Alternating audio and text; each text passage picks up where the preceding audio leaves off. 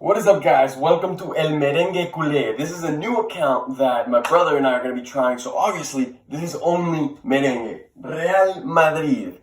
Well, he's going to be doing the Barcelona part. My brother, he is a Barcelona fan, and you can see where the clashing comes, but this is why we're very excited for this. Anyways, I want to get started with that last game Real Madrid played against Sociedad. We are top of the league.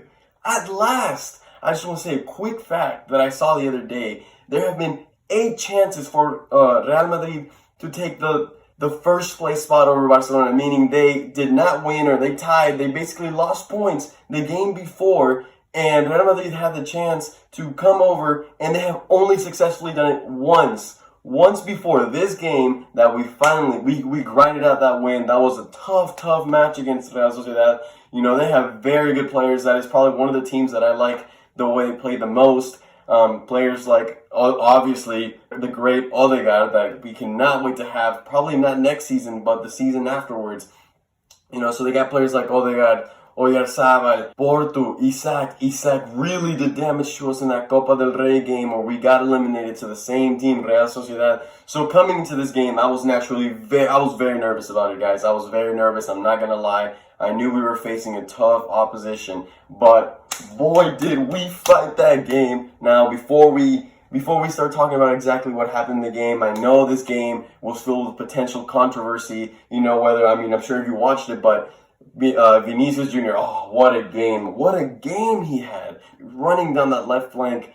I know that PK was, a little bit iffy. He went for the shot, and the defender, I can't remember who it was, slightly touched him. I saw that at first when I saw it, I couldn't believe that he had missed that. He was right there, 2 yards away from the goal. I was like, Vinicius, please score. You're so fast, but you can never score. Anyways, when he missed that, I couldn't believe it. I was like, of course, there it is again. And then I finally saw the replay, and I saw how there was a slight touch. It was light. I'm not going to lie. I think it was a PK in the end, but in the run of play, I didn't even see the foul. But anyway, so I know that's going to bring a lot of controversy, and I know a lot of Barca fans are already talking about it. And my brother, he'll be able to give you what his opinions are, I guess, later down the line. But anyway, so Ramos steps up as he always does. My God, can he score a penalty? When Ronaldo left Madrid, I was like, well, I don't know who's going to be our PK taker anymore. Ramos stepped up to the challenge, and man, honestly, I don't know who I'd rather have taken the PK, Ronaldo or Ramos. Ramos, he knows how to do it for sure. Anyway, steps up, buries it, puts it in the back of the net. That was a huge turning point for Madrid in that game. Gave them a lot of breathing because I can already see it. I know the way Madrid plays. I know how they're a team that gets very frustrated. They can't find that goal, and then they just start going crazy. So I had already seen the way that second half was panning out. Had that Real Madrid goal not came early in that second half, that's when they would have started panicking, and they start crossing a lot. Chaos just happened. So that goal gave Madrid a lot of breathing room for what was ahead. And surely enough, Sociedad was about to turn it up, and then that's where more controversy came. That's when Januzaj, he hit that banger of a shot from outside the box. Banger of a shot. Honestly, like when I saw it and it went in, I was like, well, there it is. They tied it up. I think it was like 20 minutes until like the 90th minute. And I knew how the game was going to get afterwards. But then out of nowhere, the ref calls it. The ref calls it offsides, and I was very shocked. Once again, I didn't see that I think it was Mikel Merino was standing offside in an offsides position. And once again, I see where Barca fans are going to get pissed. I see where just overall fans are going to get pissed with this call. But honestly, I really think it was the right decision. There was a take that I saw from behind exactly what Courtois was saying. And Mikel Merino was not standing in front of the ball, like directly in front of the ball. But he definitely was standing in the path of vision for Courtois. And I think also Varane was in the way. So obviously a lot of people are in his view.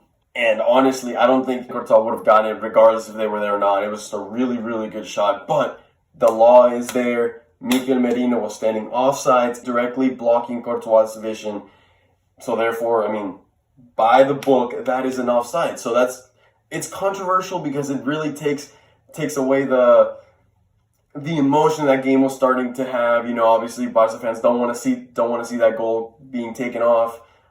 But I mean, in reality, I think the ref really did a good job by taking that goal off. Not trying to be biased here. Anyways, so that was probably controversy number 2 of the game. And then we have controversy number 3, which is Madrid's second goal. What the hell did I do? Second goal. And that's when Fede Valverde crosses it. Benzema brings it down. But it kind of hits right here, right on his shoulder. So I think had it been a little further down, that's definitely a handball. But it's the way he extended his arm. As he was bringing the ball down, he extends his arm, hits right there, and then he, brings it down, shoots it, and that's where he scores.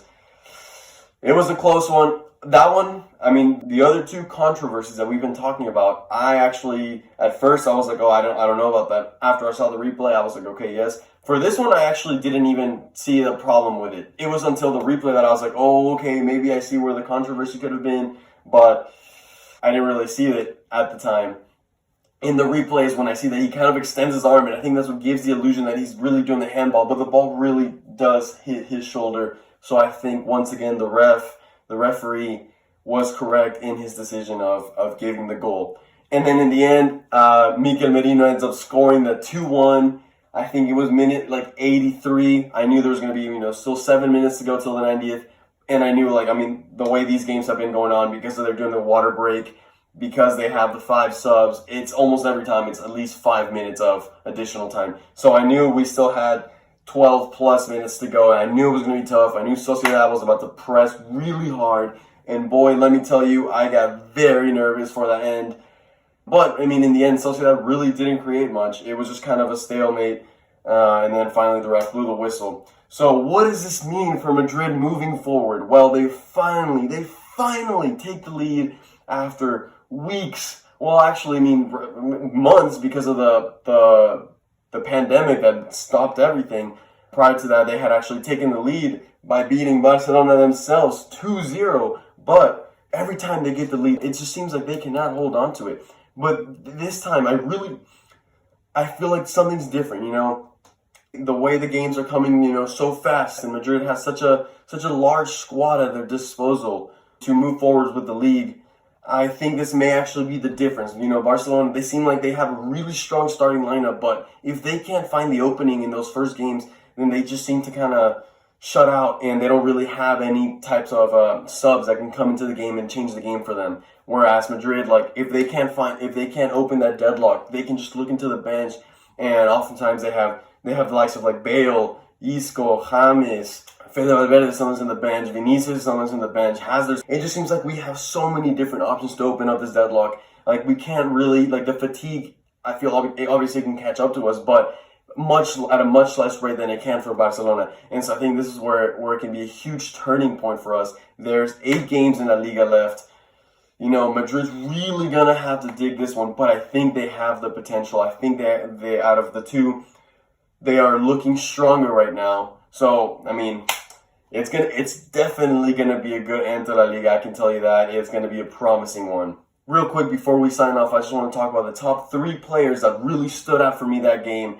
Number 1 spot has to go for sure, Vinicius Jr. He took control of this game. It seemed like he was the only outlet for us. Every time we made the transition from defense to attacking, that's exactly who they would look for. They would send that through ball, and my God, I genuinely don't think I have seen a player that is faster than him.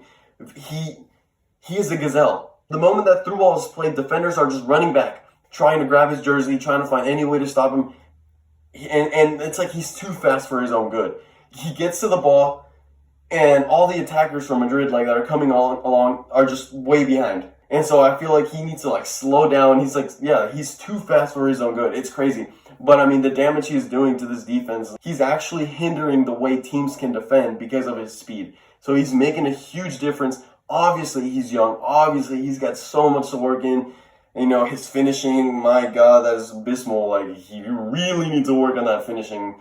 But his pace, you can't teach speed. You can teach finishing, you can teach passing, you can teach dribbling, but speed is something he has. Another player that really stood out for me this game is Rafael Varane, previous World Cup winner. He is really stepping up. Last season, he had an off season. He was kind of quiet. I mean, he's always a pretty quiet player, but he gets the business done. He's so fast. Player like Isaac, from Real Sociedad, who is also very, very fast. He made him look like he wasn't even that fast. Winning balls in the air, left and right, left and right. He does his job so cleanly. And then that last place, that third spot, I'm gonna give it to Marcelo. Marcelo gets a lot of criticism lately. He doesn't come back and defend very well. And his best virtue, which was attacking, he hasn't even been doing it that great lately. But today, I think he really stepped up. When I saw the starting lineup and I saw that Marcelo was starting, I was actually very confused because I felt like this was a game that Ferland Mendy should have started. But seeing how the way Marcelo played, he helped out a lot. There were many times Real Sociedad pressed very hard. Throughout the majority of the game, they pressed very hard. And Marcelo, with the use of his actual technique, he was very cool. He used his experience to be able to transition the ball from defense to midfield. He barely gave it up. And I feel like he did bring to the attack that Vinicius-Marcelo combination, that Brazilian duo. It really, really solidified the team today. So hopefully, he can keep stepping up to the challenge like that. It just seems like every time he has a good game, the next time he regresses and he goes back to being lazy Marcelo, not coming back in defense. So I hope he can keep this form. Anyways, guys, for now, I hope you really enjoyed this video. Remember, hit the like button and help us grow. I'm really excited for this account, El Merengue Culé. Like I said, my brother will be bringing the Barcelona analysis. I will try to do my best too. Obviously I love watching both teams play. Anyways, for now, this is me signing out, and a la Madrid.